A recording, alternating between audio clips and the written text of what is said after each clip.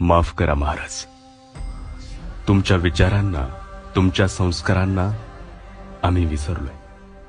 हो, खरंच विसरलोय.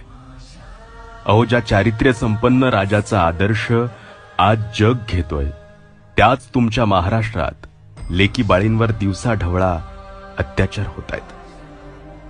कुठे कोणा लेकीला जिवंत पेटवल्या जातं, तर कुठे धार्मिकतेच्या नावाखाली चिरडल्या जातं.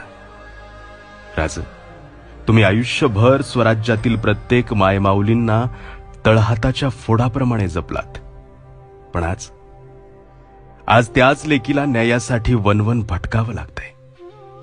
का, कशामुळे माहिती नाही.